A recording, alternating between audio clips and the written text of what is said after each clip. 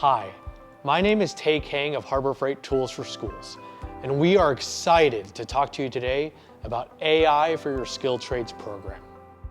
Excellent skilled trades education has the power to change lives inside and outside the classroom. Over the past 8 years of operating the Harbor Freight Tools for Schools Prize for Teaching Excellence, we have been remarkably impressed by all the work teachers do to make sure their students feel actively engaged in their classrooms, to make sure that students are getting prepared for their career, industries, and society by developing skills for today and the future. I am honored to introduce Jeff Utecht, an educational consultant and coach who will share his insights on how to be ahead of the curve on this exciting and ever-changing technology. My mission and vision and purpose in education is to make sure we are preparing students for their future and not our past. As educators, it is our duty to make sure that we are forward thinking and we are looking towards the future and making sure our students are prepared for whatever may come. Artificial intelligence, or AI as we call it, it's been around for a long time. What we're seeing right now is a new type of AI that people are talking about, what we call generative AI, or we've shortened it to Gen AI. And the idea behind this, and what we have to understand as educators, is that generative piece. That when we ask it questions, it generates responses. Its job is to create something. Where AI of past was to follow directions, this new AI generates something based on what we ask it to do. That's a key part, because we can now ask it questions and it generates responses for us. So it's very important that we understand how the technology works. You don't need to know how everything works, but you do need to understand how some of it works. I always, when I'm talking with educators, talk about it's like the engine of a car. Most people don't know how the engine of a car works, but you need to know that you turn an ignition, it has gasoline, you got to check the oil. You have to understand the overall idea behind it in order to even drive a car. And the same thing is with generative AI. You don't need to know the ins and outs, you don't need to know how it all works, but you do need to have enough of the knowledge behind it to be able to drive it and make it do what we need it to do for you. Well, generative AI is a very important topic in education right now, because there are so many ways it's going to impact us, and already is. And no matter what you teach, no matter how you think of generative AI, we need to understand our job is to prepare students for their future, not our past. And when we talk about the future is going to include AI in almost every job across America. AI is going to influence the way that work gets done. Outside of education, I am also a real estate person. And the way that AI is already playing into all of the trades, whether that is helping us to design interior, whether that is helping us to measure the footprint of a new building, whether that is thinking of even things of laser level, which I love my laser level. But your laser level of the future is also going to have AI that's going to tell you whether or not it's level. These are just some of the ways that we're already seeing this technology impact the trades. We talk about cars. You're talking about everything is moving towards EVs. We're going to need more electricians. We're going to need more people who understand electrical engineering, because that is the way that the world is moving. And the trades here in K-12 education, it starts with us preparing students to understand exactly how AI plays into their future jobs. What we're seeing is teachers, regardless of what you teach, if you spend some time learning how AI works and leveraging it for yourself, we're seeing educators saving somewhere between 5 and 7 hours a week, doing the work you have to do anyway, but doing it better, and in many cases faster than you ever were able to do it. Things as simple as it can make quizzes for you. It can give kids feedback faster and better and at more depth than we have time to do. It can differentiate learning for you. It can change the reading level of products. And that's just what it can do in text. One of the things we have to understand that's coming next in AI, and one of the things that excites me the most for trades teachers, is to understand these things are going multi-module. In other words, you can talk out loud to it. You can actually take a picture of a product, or you can take a picture and say, say, I'm stuck at this point in my wiring diagram. What do I need to do? And it can actually take the information out of the photo and tell you what the next step should be. Those are the kinds of things that we need to be playing with as teachers, because the second side of that is, what does this do for students? And in the trades classroom, we need to understand that AI is going to impact them in these careers. So I need students, when they're trying to wire a three-way switch, to be able to take a photo of that three-way switch and then ask AI, which one is the lead? Which one is the load? And this thing can help you dissect issues. You can do this across the board. It's an incredible tool to support us as educators, but then also support learners in the learning process. We can start thinking about, how does it differentiate for our students? We know in the trades classrooms, we have kids coming in with all types of learning abilities. And AI can be leveraged to support kids regardless at what level they are coming into our classroom. I think understanding that the trades is already leading the way in so many aspects when it comes to technology. When we're talking about tool development, when we're talking about building and the way blueprints get done, we're talking about 3D printers, we're talking about electric vehicles, we're talking about blueprinting. There are so many incredible ways that the trades are already leading this impact. I think we just need to not lose sight of that, not be scared that another technology is coming, but be excited to the fact that this is going to once again change the way that work is done. And it's going to change it for the better. We just need to understand how we leverage it and what's it going to mean for our students. One of the things we can do, and I think a place for just a little tip for teachers getting started, is one of the best ways, whatever AI you're using, right? If it's ChatGPT or Google Gemini or Claude or Meta, doesn't matter what you're using, doesn't matter the platform. They all pretty much work the exact same way. And a good pro tip is to give it a persona. It's what we call persona prompting. So whenever you are prompting your AI, you're going to say, you are an electrician, you are an auto mechanic, you are a contractor, you are a framer, you are a drywaller. You tell it what you need it to be, and then you ask it to support you in that work. If you start using AI that way, you unlock a whole nother level of what these tools can do for you. What I have found is the reason why people fear or worry about AI is, number one, a lack of knowledge.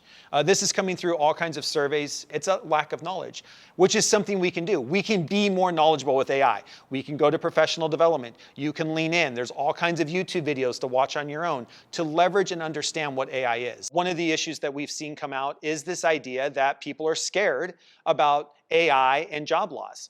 But the World Economic Forum just came out with research that shows that AI is probably going to cost us about 97 million jobs, which sounds like a lot. But the report also says it's going to create 173 million jobs. So yes, there's always going to be job loss. There is with every technology. The problem is, it's not actually job loss. It's a different job. We're always going to need car mechanics, but it's going to be different to be a car mechanic. We're always going to need carpenters and electricians and plumbers, but your job is going to be different because AI is going to impact the way that job gets done. I think the trades is probably one of the places where it's not going to touch a lot of jobs, but it's going to allow us to do those jobs better, do those jobs faster, and do those jobs more safely. And that's where we need to leverage this. It's not going to ever be able to hammer a nail for you, but it's going to tell you the right nail to use in the building process. And that's how we need to think of it, as another tool in our tool belts to get the work done. I think number one is privacy. We're all really concerned about privacy, know where the information is going, know what's happening. Number two, making sure we're using it safely. And I think that's a big part. I mean, in the trades classroom, we are always very concerned about safety, right? We want to be safe. We want our environments to be safe. The same thing needs to happen with our AI. Are we using AI in a safe way? Are we making sure that we are still over the AI? So the AI can do its thing, but there's always a human there to make sure that what the AI is doing is correct. And that is the knowledge that kids still need to have. We're worried that kids aren't going to need to know anything or critically think anymore because of AI. I think it's the opposite. The AI can do it, but you still need the human to critically think about what did the AI do and whether or not that was acceptable or correct.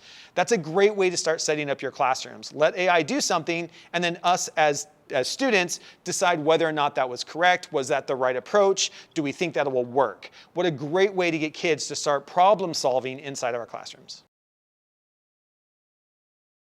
The first thing is find technology people within your district who can support you in understanding whatever platform your school has decided to adopt.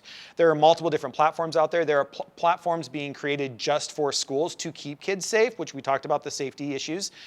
So you want to make sure that you're using the appropriate platform that your school district has adopted.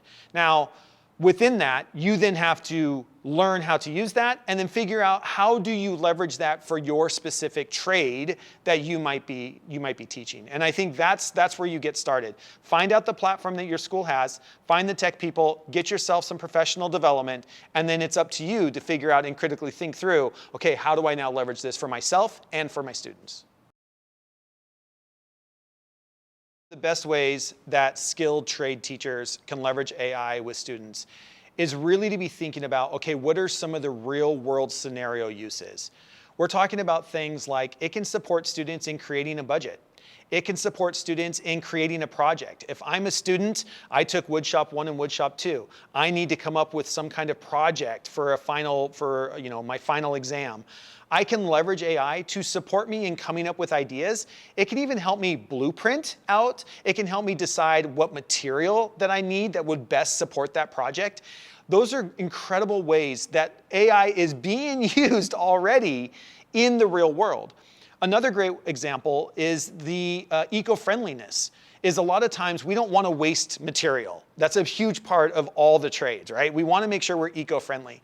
You can use AI to say, hey, here are the 7 different pieces of wood I have. What's the best way to cut them to finish my product so I have the least amount of waste? These are incredible ways that AI can do this, and it does it within seconds, so I get back to what I want kids to be doing, which is actually building the project, not being stuck in measurements or having to try to figure out where all the cuts are. So those are some of the ways that we're seeing it. We can also really leverage it in projects, almost every project, because I like, especially in the trades, when we talk about project-based learning, where kids are actually building projects. This is perfect for real-world scenario learning because the trades are real-world scenarios where they are creating projects with it. A lot of what we do in the trades is problem solving. That is the skill that a next generation of tradespeople need.